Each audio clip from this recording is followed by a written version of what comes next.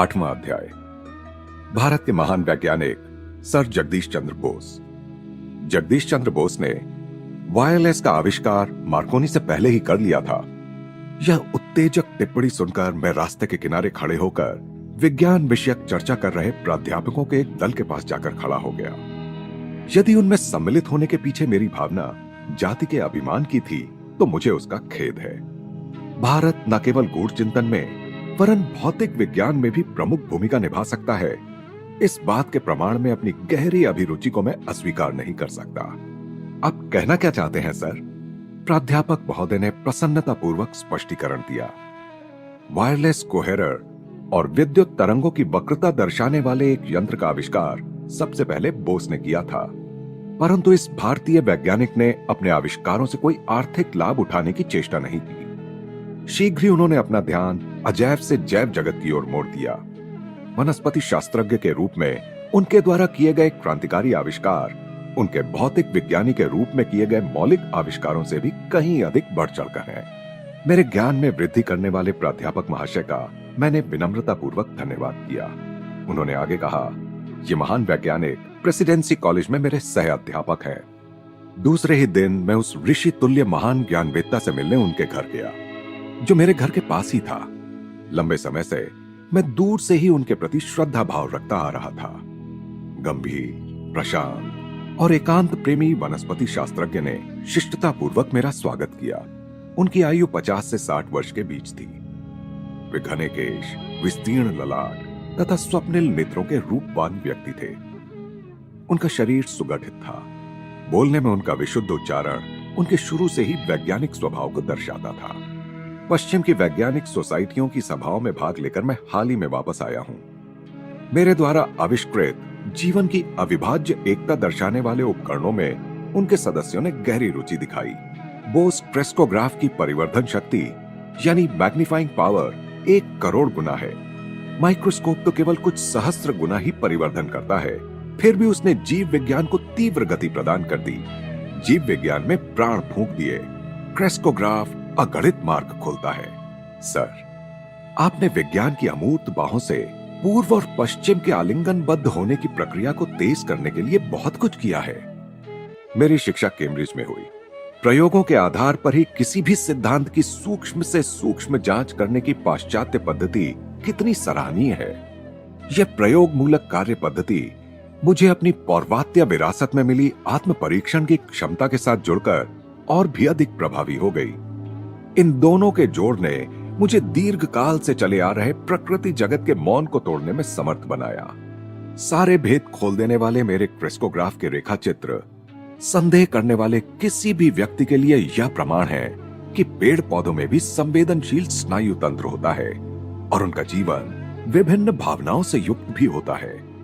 प्रेम, घृणा, आनंद, भय, सुख, दुख, मूर्छा और अन्य उत्तेजनाओं के प्रति असंख्य प्रकार की प्रतिक्रियाओं की भावानुभूति जिस प्रकार सब प्राणियों को होती है, उसी प्रकार सब पेड़ पौधों को भी होती है। सर, आपके इस क्षेत्र में आगमन से पहले तो सारी सृष्टि में व्याप्त जीवन की अद्वितीय धड़कन एक कवि की कल्पना मात्र लगती होगी। एक संत को मैं कभी जानता था जो कभी कोई फूल नहीं तोड़ते थे। वे कहते थे, गुलाब के पौधे से मैं उसका सौंदर्याभिमान कैसे छीन लूं? अपनी उद्दंडता से उसे विवस्त्र करके उसके आत्मसम्मान को धक्का कैसे पहुंचाऊं? उनके उन सहानुभूतिपूर्ण शब्दों को आपके आविष्कारों ने अक्षरशः यथार्थ सिद्ध कर दिया है। कवि सत्य से अंतरंग होता है, जबकि वैज्ञानिक अजीबोगरीब ढंग से उस तक पहुंचने का प्रयास करता है। किसी दिन मेरी प्रयोगशाला में आकर क्रेस्कोग्राफ के असंदिग्ध प्रमाणों को देख लो। कृतज्ञता पूर्वक मैंने आमंत्रण स्वीकार कर उनसे विदा ली। बाद में मैंने सुना कि उन्होंने प्रेसिडेंसी कॉलेज छोड़ दिया है और अब वे कोलकाता में एक अनुसंधान केंद्र स्थापित करने की योजना बना रहे हैं। जब बोस इंस्टीट्यूट का उद्घाटन हुआ तब मैं उस उद्घाटन समारोह में उपस्थित था। सैकड़ों उत्साही लोग संस्थान के परिसर में इधर से उधर घूम रहे थे। विज्ञान के इस नए पीठ की कलात्मकता और आध्यात्मिक प्रतीकात्मकता को देखकर मैं मुग्ध हो गया। उसका प्रवेश द्वार सुदूर स्थित किसी प्राचीन मंदिर का अवशेष है। कमल पुष्पों से भरे एक जलकुंड के पीछे स्थित मशालधारी स्त्री मूर्ति नारी के लिए अमर प्रकाश दात्री के रूप में भारत के आदर को सूचित करती है। एक उद्यान में अगोचर ब्रह्म को समर्पित एक छोटा सा मंदिर है। मंदिर में मूर्ति विहीन रिक्त स्थान ईश्वर की निराकारता को सूचित करता है। इस उद्घाटन के महान अवसर पर सर जगदीश चंद्र बोस का भाषण ऐसा लग रहा था मानो वह सीधे किसी अंतः प्रेरित प्राचीन ऋषि के मुख से निःसृत हो रहा हो। इस संस्था को मैं आज केवल एक प्रयोगशाला के रूप में नहीं वरन एक मंदिर के रूप में समर्पित करता हूं। उनकी आदरणीय महानता खचाखच भरे सभागृह पर एक अदृश्य चादर के समान छा गई। उन्होंने आगे कहा, अपनी खोज में मैं कब पदार्थ विज्ञान और प्रकृति विज्ञान के सीमा क्षेत्र में पहुंच गया मुझे पता ही नहीं चला। उस समय मेरा आश्चर्य बढ़ता ही गया जब मैंने देखा कि सजीव जगत और निर्जीव जगत के बीच की सीमा रेखाएं मिटती जा रही हैं और स्पर्श बिंदु उभरते जा रहे हैं। मैंने देखा कि निर्जीव जगत निष्क्रिय नहीं था, वह तो असंख्य शक्तियों के प्रभाव में पुलकित हो रहा था। सब में एक समान प्रतिक्रिया, धातु, वनस्पति और प्राणी को एक ही सामान्य नियम में बांधती प्रतीत हुई। वे सब थकान और खिन्नता के तत्वतः एक समान लक्षण प्रदर्शित करते थे, जिनमें पुनः तरोताजा और हर्षोत्फुल्ल होने की संभावनाएं बनी रहती थीं। मृत्यु के साथ जुड़ी हुई स्थायी प्रतिक्रियाहीनता के प्रदर्शन में भी सब एक समान थे। इस विराट सामान्यत्व से विस्मय विभोर होकर मैंने बहुत बड़ी आशा के साथ अपने प्रयोगों के परिणामों को रॉयल सोसाइटी के समक्ष रखा, परंतु वहां उपस्थित प्रकृति वैज्ञानिकों ने मुझे उनके लिए सुरक्षित क्षेत्रों पर अतिक्रमण करने के बदले उस पदार्थ विज्ञान के क्षेत्र तक ही अपने अनुसंधान को सीमित रखने की सलाह दी जिसमें मेरी सफलता का भरोसा था। मैंने अनजाने में एक अपरिचित जाति व्यवस्था के क्षेत्र में घुसकर उसके शिष्टाचार का उल्लंघन कर दिया था। वहां अनजाने में एक धर्मशास्त्रीय पूर्वाग्रह भी कार्यरत था, जो अज्ञान को भी धर्म के समान प्रश्नातीत मानता है। यह प्रायः भुला दिया जाता है कि जिस परम सत्ता ने हमें चारों ओर से सृष्टि के इस नित्य बढ़ते ही जाते रहस्य से घेर रखा है, उसी ने प्रश्न करने और समझने की इच्छा भी हम में प्रतिष्ठापित कर दी है। अनेक वर्षों तक लोगों की गलतफहमियों का शिकार बनते रहने से एक बात मेरी समझ में आ गई कि विज्ञान के उपासक का जीवन अनिवार्य रूप से अनंत संघर्ष से भरा होता है। लाभ और हानि, सफलता और विफलता को एक समान मानते हुए उसे अपना जीवन प्रेम श्रद्धा युक्त अर्घ्य के रूप में अर्पण करना पड़ता है। कालांतर में विश्व की प्रमुख वैज्ञानिक सोसाइटियों ने मेरे सिद्धांतों और निष्कर्षों को स्वीकार करके विज्ञान में भारत के योगदान को मान्य किया। जो कुछ भी छोटा या सीमित हो, वह क्या भारत के मन को कभी तृप्त कर सकता है? एक अखंड जीवंत परंपरा और पुनर्यौवन प्राप्त करने की एक जीवनप्रद शक्ति के द्वारा इस भूमि ने अगणित परिवर्तनों में बार बार अपना कायाकल्प किया है। भारत में सदा ही ऐसे लोग उत्पन्न होते आए हैं जिन्होंने समय के तात्कालिक और मोहक पुरस्कार को ठुकराकर जीवन के सर्वोच्च अभीष्टों को पाने का प्रयास किया है। अकर्मण्य परित्याग द्वारा नहीं, वरन कर्मठ कठोर संघर्ष द्वारा। संघर्ष को अस्वीकार करने वाले दुर्बल के पास कुछ प्राप्त न कर पाने के कारण त्यागने के लिए भी कुछ नहीं होता। जिसने संघर्ष कर विजय प्राप्त की हो, केवल वही संसार को अपनी विजय के अनुभव का फल प्रदान कर उसे समृद्ध कर सकता है। इस बोस प्रयोगशाला में जड़ पदार्थों की प्रतिक्रिया पर अब तक किए जा चुके कार्य से और वनस्पति जीवन के अप्रत्याशित तथ्य सामने आ जाने से पदार्थ विज्ञान, प्रकृति विज्ञान, चिकित्सा, कृषि और यहां तक कि मनोविज्ञान के क्षेत्र में भी अनुसंधान के अत्यंत विस्तृत क्षेत्र खुल गए हैं। जिन उलझनों के बारे में अब तक यह माना जाता था कि उन्हें सुलझाया नहीं जा सकता, वे भी अब प्रयोगात्मक अन्वेषण के कार्य क्षेत्र में आ गई हैं। परंतु कठोर सटीकता के बिना उच्च सफलता नहीं मिल सकती।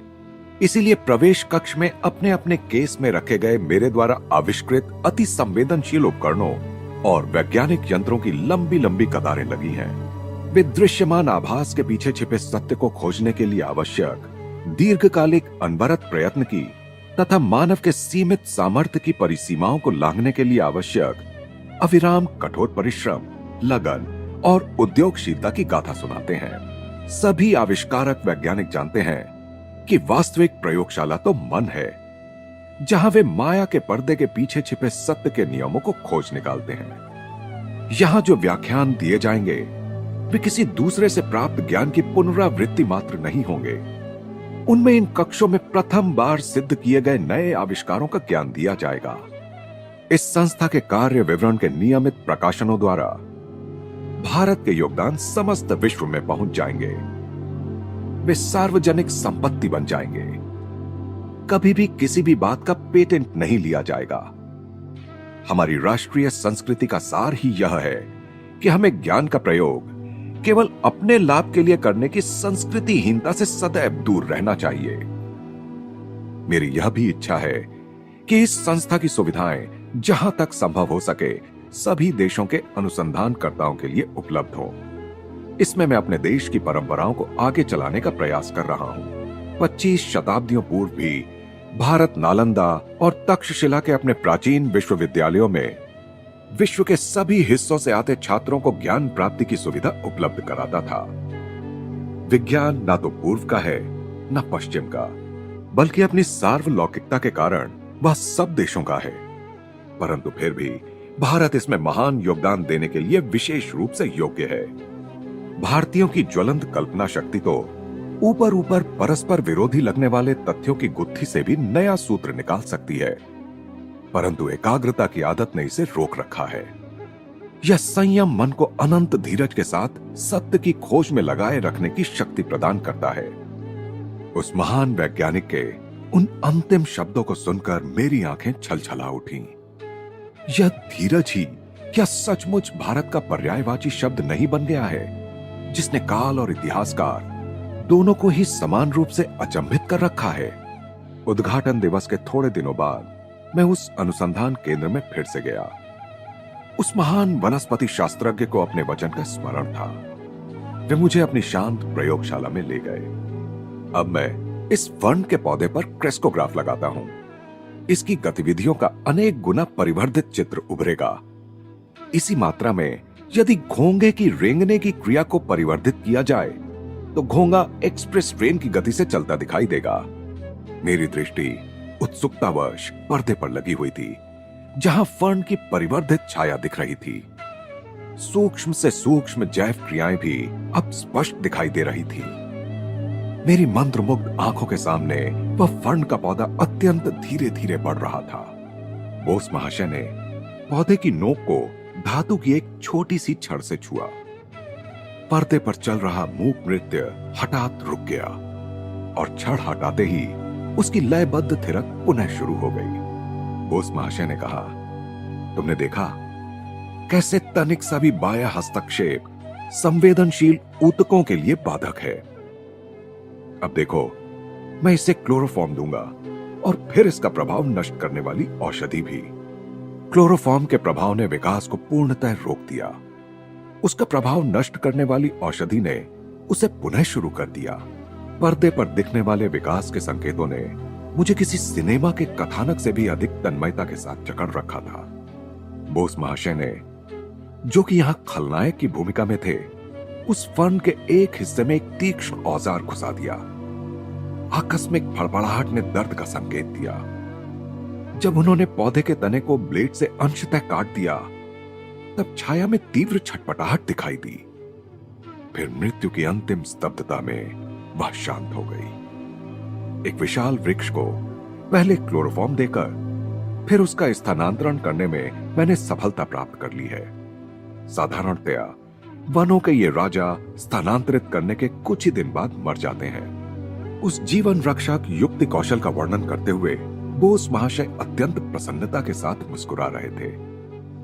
मेरे सूक्ष्मग्राही यंत्रों के रेखा चित्रों ने सिद्ध कर दिया है कि पेड़ पौधों में रस संचार प्रणाली होती है।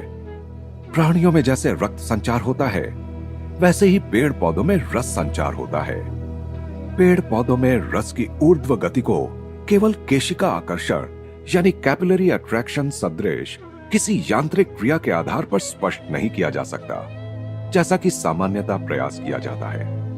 क्रेस्कोग्राफ ने इसे सजीव कोशिकाओं की क्रिया के रूप में दर्शाया है। पेड़ के अंदर से लंबी गोलाकार नली चलती है जिसमें क्रमिक वृत्तों में सिकुड़ने वाली लहरें उठती रहती हैं, जो हृदय का काम करती हैं। हम जितनी ही अधिक गहराई में जाकर देखेंगे, उतनी ही अधिक स्पष्टता से इस सत्य का प्रमाण मिलता जाता है कि इस बहुविध प्रकृति का प्रत्येक रूप एक ही सूत्र में बंधा है। बोस महाशय ने एक अन्य बोस यंत्र की ओर इशारा किया। मैं तुम्हें टिन के एक टुकड़े पर कुछ प्रयोग दिखाता हूं। धातुओं की प्राण शक्ति उत्तेजना के प्रभाव में अनुकूल या प्रतिकूल प्रतिक्रिया दिखाती है। स्याही के निशान विभिन्न प्रतिक्रियाओं को चिन्हांकित करेंगे। मैं तल्लीन होकर आणविक संरचना की लक्षण स्वरूप तरंगों को अंकित करने वाले रेखा चित्र अर्थात ग्राफ को देखने लगा। जब प्रोफेसर साहब ने टिन को क्लोरोफॉर्म लगाया, तब कंपन लेखन थम गया। जब धीरे धीरे उस टिन की सामान्य अवस्था लौट आई, तब वह पुनः शुरू हो गया।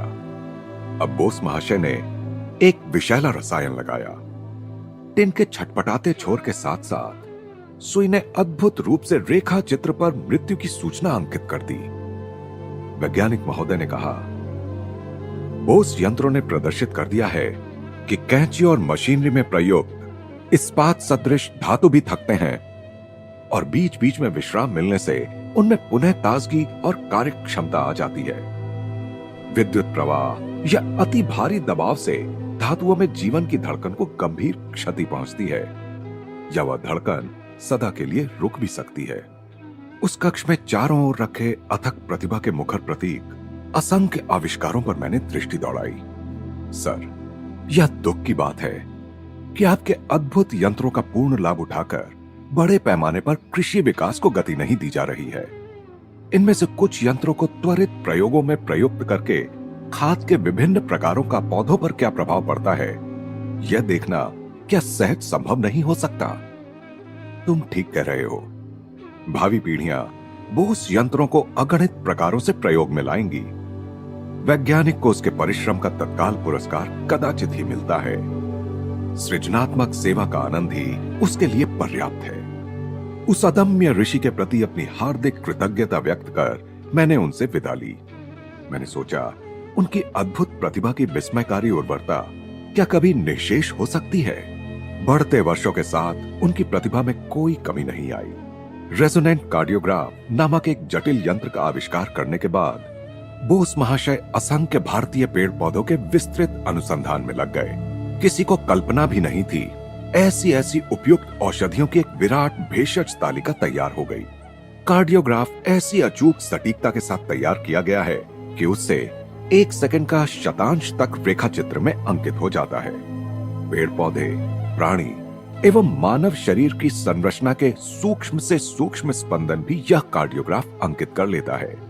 उस महान वनस्पति शास्त्रज्ञ ने भविष्यवाणी की कि चिकित्सकीय अनुसंधान के लिए प्राणियों के अंग विच्छेद की आवश्यकता नहीं रहेगी। कार्डियोग्राफ के प्रयोग से पेड़ पौधों के अंग विच्छेद से ही काम चल जाएगा।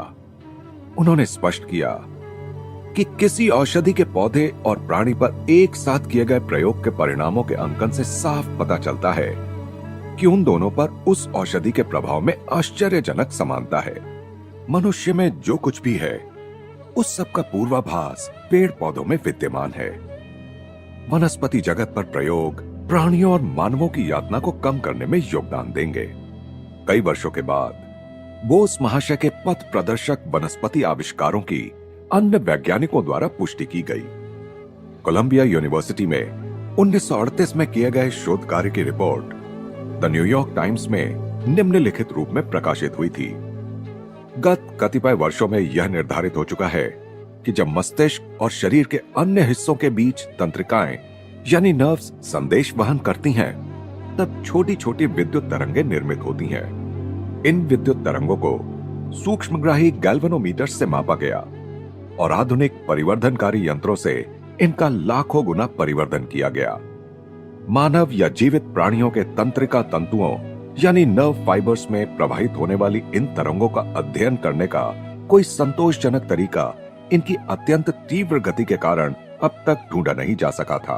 डॉक्टर के स्कोल और डॉक्टर एच.जे. कर्टिस ने यह जानकारी दी कि उन्होंने इस बात को खोज निकाला है कि साधारणतया घरों में मछली पात्र में डाला जाने वाला जो मीठे पानी में जीने वाला पौधा होता है, जिसे निटेला कहते हैं, और जिसमें एक ही लंबी कोशिका होती है, उसकी कोशिका में और तंत्री तंतु की कोशिकाओं में पूर्ण समानता है, कोई भी भिन्नता नहीं है।